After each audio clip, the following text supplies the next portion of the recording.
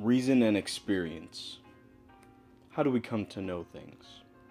Is it primarily through our use of reason that we acquire knowledge? Or does experience gained through our senses play the most significant role in the way that we come to know the world? Much of the history of Western philosophy has been colored by the basic opposition between reason and experience as the fundamental principle of knowledge. Specifically, it is the main bone of contention between two extremely influential philosophical strands, rationalism and empiricism. Three key distinctions. To understand what is at issue between rationalist and empirist theories of knowledge, it is useful to look at three key distinctions that are used by philosophers to elucidate the differences between them. A priori versus a posteriori. Something is knowable as a priori if it can be known without reference to experience, that is, without any empirical investigation of how things actually stand in the world. 2 plus 2 equals 4 is known as a priori. You do not have to go out into the world to establish its truth. By contrast, if such investigation is needed, something is only knowable as a posteriori. So, coal is black, if true, is a posteriori. Truth, to verify it, you need to look at a lump of coal. Analytic versus synthetic. A proposition is analytic if it does not give any more information than is already contained in the meanings of the terms involved. The truth of the statement, all spinsters are unmarried, is apparent merely by virtue of understanding the meaning and relation of the words used. By contrast, the statement, all spinsters are miserable, is synthetic. It brings together, synthesizes, different concepts and so provides significant information, or misinformation in this case, to establish whether it is true or not. You would have to inquire into the mental state of every unmarried woman. Necessary versus contingent. A necessary truth is one that could not be otherwise. It must be true in any circumstances, or in all possible worlds.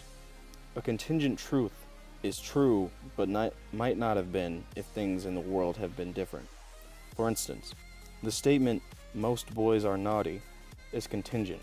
It may or not be true, depending on how the majority of boys actually behave. By contrast, if it is true that all boys are naughty, and Ludwig the accused is a boy, it is necessarily true, in this case as a matter of logic, that Ludwig the accused is naughty. There seems to be an obvious alignment between these distinctions. So on the fact of it, an analytic statement, if true, is necessarily so and is known as a priori, and a synthetic proposition, if true, is contingently so and is known as a posteriori. In fact, however, things are not nearly so neat, and the chief difference between empirists and rationalists can be captured by the different way they choose to line up these terms.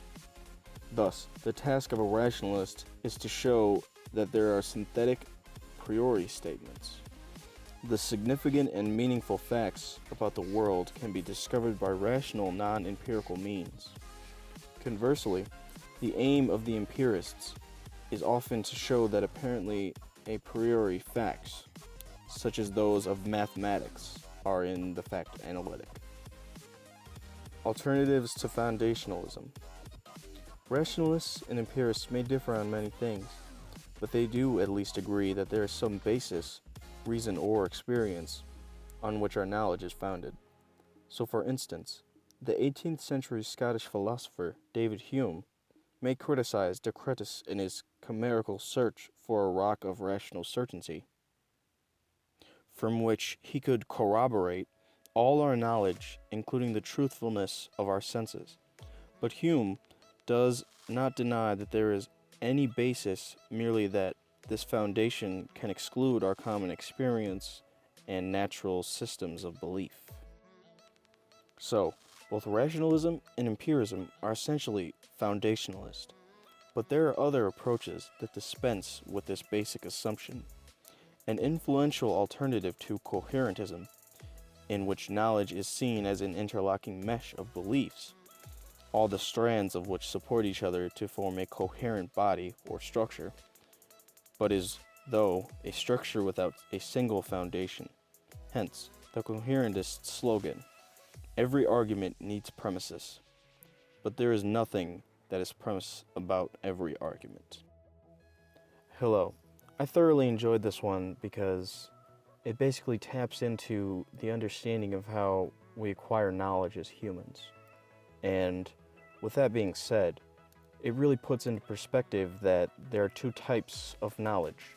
There is fact and there is non-factual.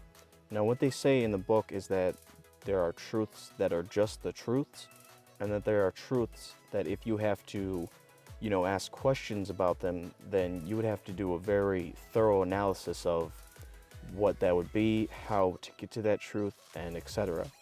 I just want to say that I am really enjoying doing this for you guys, and I'm also doing it for myself.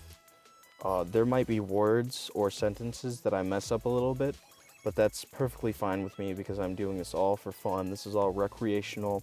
I don't really need to be as professional as possible, but I mean, we're going to get there at one point.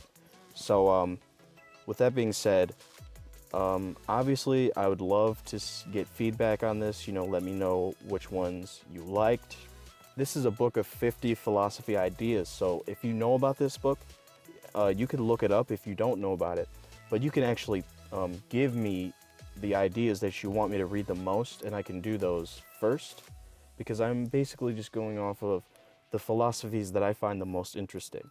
And I can do other ones that people suggest, but I would need feedback for that. So thank you very much for listening, and I hope to see you in episode 3.